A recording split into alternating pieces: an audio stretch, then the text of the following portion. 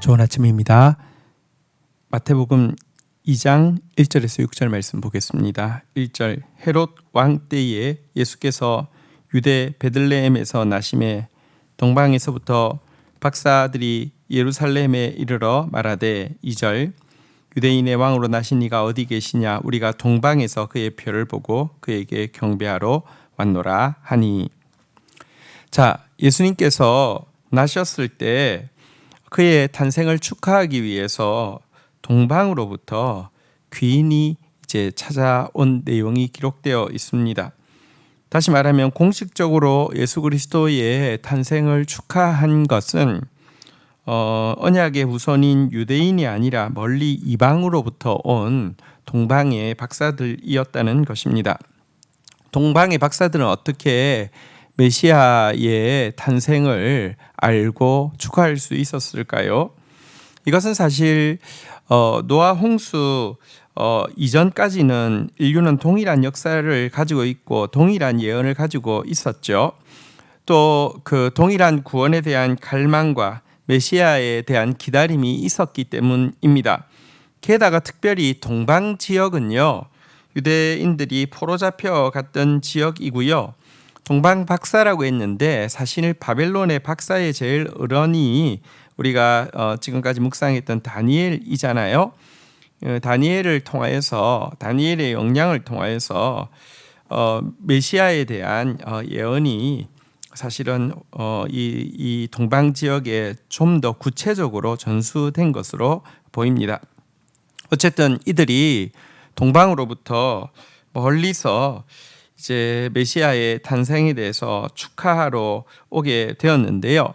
이 사실은 예수 그리스도의 탄생이 단지 유대인의 구원만을 위하는 것이 아니라 온 인류의 구원을 위해 오신 분이심을 분명히 보여주는 것입니다. 특별히 마태복음은 유대인들에게 구약에 예언되어진 그 메시아가 바로 예수 그리스도이심을 전하는 데 굉장히 집중되어 있습니다. 유대인의 복음이라고 불리웁니다. 그런데 이렇게 동방박사의 기록이 선명하게 기록되어 있는 것은 복음이라는 것은 처음부터 이 유대인 이방인을 구별하지 않고 온 세계를 위한 것임을 보여주고 있고, 선교라는 것은 부수적인 것이 아니라 처음부터 복음은 선교적인 것임을 보여주는 것이라고 할 수 있습니다. 3절부터 보겠습니다. 헤롯 왕과 온 예루살렘이 듣고 소동한지라. 4절 왕이 모든 대제사장과 백성의 서기관들을 모아 그리스도가 어디서 나겠느냐 물으니. 5절 이르되 유대 베들레헴 이오니 이는 선지자가 이렇게 기록한 바. 6절 또 유대 땅 베들레헴아 너는 유대 고을 중에 가장 작지 아니하도다. 내게서 한 다스리는 자가 나와서 내 백성 이스라엘의 목자가 되리라 하였음이니이다. 자, 동방의 박사들이 예루살렘에 오자 헤롯 왕과 또 예루살렘, 다시 말하면 수도에 귀인들, 종교 지도자들이 있는 이 그룹이 크게 소동하게 되었다, 이렇게 이야기를 하고 있습니다. 여러분, 사실 여기 헤롯 왕이란 헤롯 대왕인데요.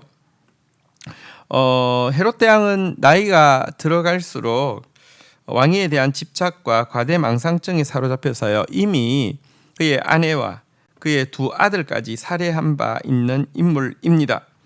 그리고 이 왕에게 빌붙어서 영화를 누리고 있던 고위 관료들은요, 지금 동방 박사들이 와서 새로 태어난 유대인의 왕위 계승자를 찾는다, 이 말, 왕으로 오신 분을 찾는다, 이 말 앞에서 피비린내 나는 어떤 정변을 예감하고 동요한 것입니다. 사실 구약 성경을 가지게 하신 것은 누구보다 메시아에 대해서 잘 알고 그 결과 메시아를 기대하고 기다리게 하기 위함이었는데, 성경을 가지고 있는 그들이 메시아의 탄생 소식 앞에서 가장 이렇게 일생일대에 지금 소동을 일으키고 있는 모습을 보여주고 있습니다. 그들은 메시아로부터 가장 멀리 있는 사람임을 보여주는 것입니다. 한편 헤롯이 그 율법을 아는 서기관들에게, 대제사장들에게 메시아가 어디서 난다고 돼 있느냐라고 물었죠. 그러자 이들은 아주 적극적으로 답을 하고 있습니다. 유대 베들레헴에서 난다고 되어 있습니다라고 이야기하고 있습니다. 이것은 다윗의 또 고향이기도 하고요. 그런데 이 베들레헴이라는 것은 아주 작은 고을이죠. 너무너무 작은 고을이죠. 메시아께서 왕궁이 있는 예루살렘에 오지 않고 가장 작은 마을 베들레헴에 오셨다는 것 역시 겸손하지 않으면 메시아를 맞이할 수 없고, 지금 예루살렘에 있는 이 사람들은 동요하고 있고요. 사실은 들에서 양을 치던 목동들은 또 이렇게 찬양하고 있잖아요, 그죠? 겸손한 사람만이 맞이할 수 있다는 것을 의미하기도 하고요. 베들레헴이라는 단어 자체는 떡집이라는 뜻입니다. 예수 그리스도께서 생명의 떡으로 이 땅에 오셨고요. 떡의 완성은, 빵의 완성은 아름답게 만들어지는 게 완성이 아니라 먹히어서 소화되어서 없어지는 것이 완성이죠. 예수 그리스도께서 우리를 위해서 대속 제물로 생명의 떡으로 오셨다는 것을 보여주는 것이기도 합니다. 어쨌든 바로 이 예수 그리스도를 가장 잘 아는 자들이 가장 지식적으로는 알고 있지만 예수 그리스도를 죽이는 일에 동조하고 있는 이 모습은, 우리가 지식적으로 그리스도를 이 기독교 신앙을 가지는 것이 곧 구원이 된다는 것에 대한 착각이 얼마나 착각인지를 잘 보여주는 것이기도 합니다. 겸손이 신앙이고요. 진리를 사랑하는 것이 신앙입니다. 진리를 위하여서 성경에 예언되어진 진리를 예배하기 위하여서 멀리서 찾아온 동방 박사의 모습과 예루살렘에 있으면서 난 아기를 죽이려고 하는 이 유대인들의 모습은 굉장히 많이 대조를 이루고 있죠.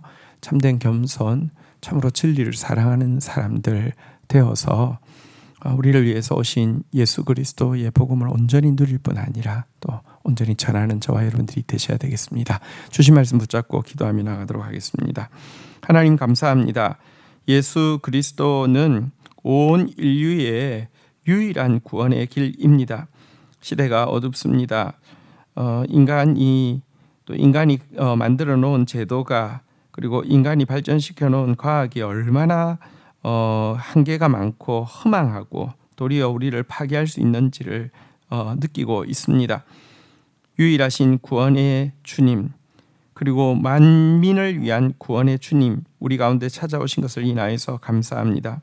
그러나 겸손하지 않으면, 진리를 사랑하지 않으면 신앙적인 지식이 있는 자들이 도리어 예수 그리스도를 앞서서 죽이려 하고 그 말씀 앞에서 기뻐하는 것이 아니라 소동한 모습도 보게 됩니다. 참된 신앙은 겸손일진데, 참된 신앙은 진리에 대한 사랑일진데, 우리가 주의 말씀을 더 깊이 알아가고 사랑하며 그 말씀 앞에서 가장 겸손한 자로 서서 메시아를 영접하는 저희들 되게 인도하여 주옵소서. 예수님의 이름으로 기도 올립니다. 아멘.